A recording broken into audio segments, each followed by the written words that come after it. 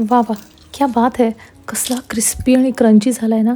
घरच्या घरी अगदी झटपट होणारा आणि कढईभर फुलणारा हा आहे तांदळाचा खिचू पापड. हा असा क्रिस्पी, क्रंची, पांढरा, शुभ्र खिचू पापड घरच्या घरी बनवण्यासाठी टिप्स आणि ट्रिक्ससहित रेसिपी शेअर करते. चला बनवूयात तांदळाचा खिचू पापड.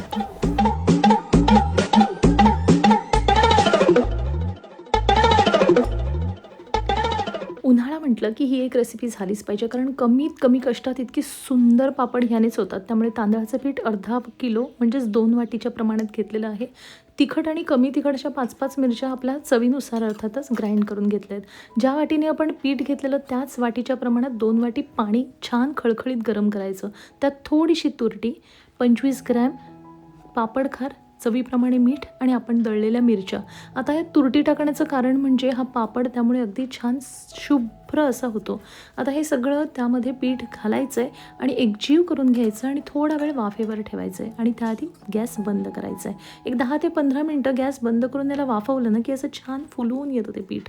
आता हे पीठ गरम असतानाच पाण्याच्या साह्याने आपण व्यवस्थित मळून घ्यायचं आहे आणि त्याचे मांडे करायचे आहेत. व्यवस्थित मळून घ्यायचं, एक जाळीचं भांडं घ्यायचं आणि त्याला तेल लावायचं आहे. तेलाने ग्रीस करून घ्यायचं आणि आपण तयार केलेला हा मांडा जो आहे खूप घट्ट आणि खूप बारीक असं पातळ नाही करायचं आहे. मीडियम असाच बांधून घ्यायचं आहे हे पीठ आणि त्याचे असे मांडे जे आहेत ते ठेवायचे. आता माझ्या सगळ्या पिठाचे 3 मांडे झालेत. एकीकडे आपण ठेवलेलं होतं हे गरम करत ठेवलेलं पाणी वाफवण्यासाठी आणि त्यामध्ये हे 10 ते 15 मिनिटांसाठी असं छान वाफवून घ्यायचे. बघा तुम्हाला कलर लगेचच कळतो की हे व्यवस्थित उकडून झालेलं आहे. गरमागरम असताना मळायचं आहे. त्यासाठी थोडंसं आधी जिरं घालायचं आणि तेल लावायचं एखाद्या भांड्याला आणि त्याने ते मळायचं, किंवा अशा पद्धतीत फूड प्रोसेसरमध्ये सुद्धा तुम्ही मळून घेऊ शकता.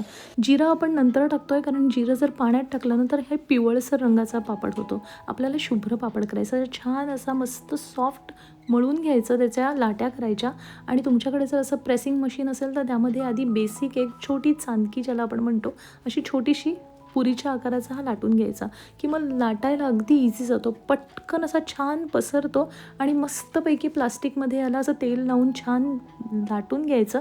आधी घरात तुम्ही वाळवा आणि नंतर मग उन्हामध्ये त्याला 1-2 उन्हं दाखवली की असे छान मस्तपैकी वाळून तयार होतात.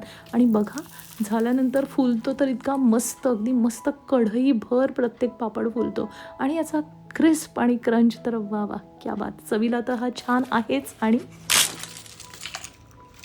बघितलं किती मस्त झाला आहे. नक्की करून बघा आणि मला नक्की कळवा तुमचे पापड कसे झालेत. पुन्हा भेटूया पुढच्या व्हिडिओमध्ये. तोपर्यंत नमस्कार, बाय.